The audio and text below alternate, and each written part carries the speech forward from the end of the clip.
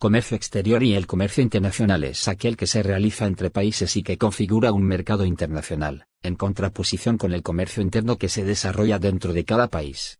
Si se compara el mercado interno de un país con el mercado internacional nos encontramos con dos precios, el precio interno y el precio internacional. El precio, como vimos al estudiar la curva de oferta, refleja el coste de producción del bien, incluyendo el coste de oportunidad.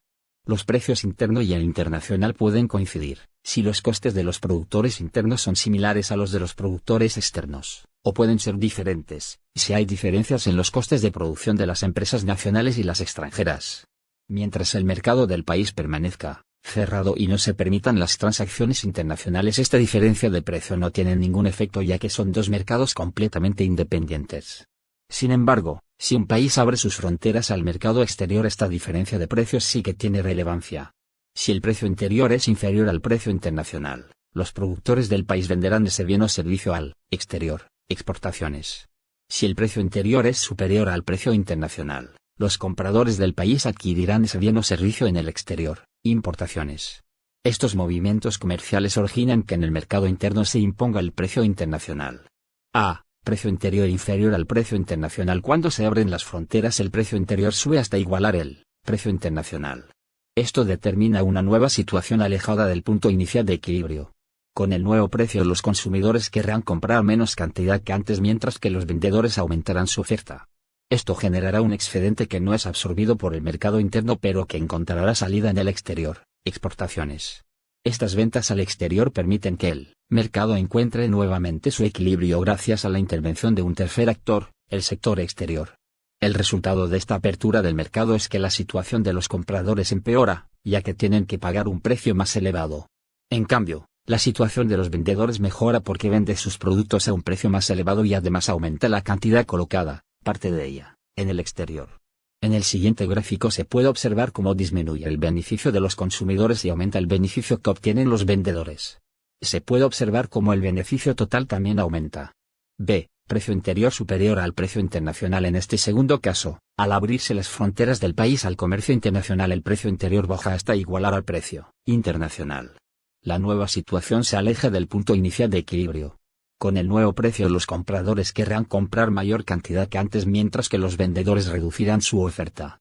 Esto generará un exceso de demanda que no es cubierta por la oferta interna, pero que sí será satisfecha con la entrada de productos del exterior, importaciones.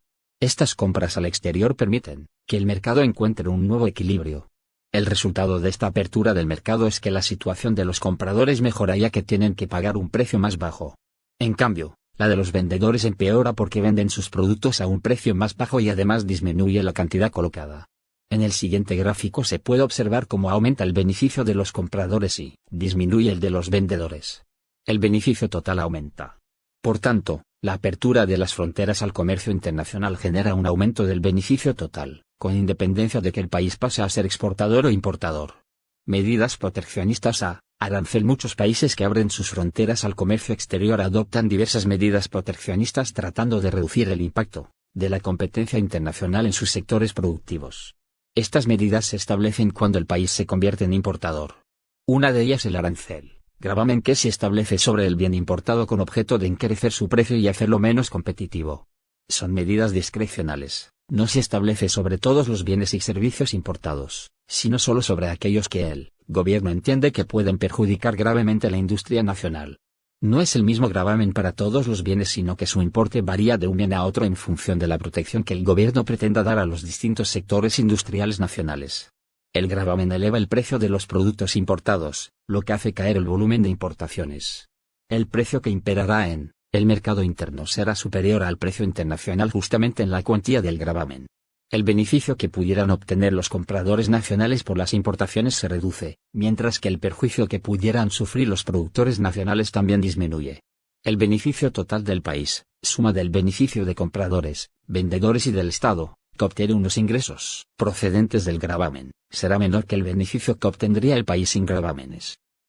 Contingente. Se trata de otra medida proteccionista que consiste en establecer límites temporales al volumen de importaciones de un bien determinado. Por ejemplo, se establece un límite máximo anual de importaciones de 5.000 automóviles procedentes del sudeste asiático. Al igual que en el caso anterior, El contingente solo se establece cuando el país es importador de un bien, siendo también una medida discrecional que no afecta por igual a todas las importaciones. El contingente, al igual que el gravamen, origina una subida del precio al limitar las importaciones. El impacto es similar al del arancel. Si se compara la nueva situación con contingente a la que había antes sin contingente, se puede ver que mejora el bienestar del vendedor y empeora el del comprador, pero a diferencia del arancel el Estado no recibe ningún ingreso. El beneficio que antes obtenía el Estado con el arancel pasa ahora a beneficiar a los propietarios de las licencias de importación. El beneficio total del país, suma del beneficio de compradores y vendedores, más el beneficio de los propietarios de las licencias, es inferior al beneficio total sin contingente. ¿Por qué se aplican medidas proteccionistas? Hay diversas razones que pueden llevar a los gobiernos a tratar de proteger diversos sectores productivos nacionales. A. Protección de sectores en fase inicial de crecimiento. Esta protección busca ganar tiempo con vista a que estos sectores maduren y alcancen una dimensión y una experiencia que les haga más competitivo frente a las empresas internacionales. El problema es que este proteccionismo a veces origina que estos sectores se adormezcan, se acomoden a vivir protegidos del exterior y no consigan avanzar al ritmo de sus competidores internacionales. Además surgen presiones muy fuertes de sectores industriales nacionales que buscan ser favorecidos con esa protección. Al final los sectores que obtienen este tipo de protección suelen ser aquellos con mayor capacidad de presión y no los más necesitados, con lo que ni están todos los que son, ni son todos los que están. B. Defensa de los puestos de trabajo. Se intenta proteger aquellos sectores en los que el país no es competitivo, con vista a defender esos puestos de trabajo. El peligro de esta medida radica en que el país que resulte perjudicado, al impedírsele vender sus bienes en el mercado nacional, tome represalias y también adopte medidas similares. Esto puede producir una reacción en cadena que daña al comercio internacional, con lo que comunidad internacional perderá buena parte del beneficio que genera el comercio internacional. C. Protección de sectores estratégicos. Son aquellos sectores que el gobierno considera claves para la defensa nacional o para su economía, por ejemplo, industria militar, sector energético y financiero, etc. Los problemas que pueden surgir son similares a los ya comentados: industrias adormecidas que nunca llegan a ser competitivas, fuertes presiones de determinados sectores industriales al gobierno para ser considerados estratégicos, represalias de terceros países perjudicados por dichas medidas proteccionistas, etc.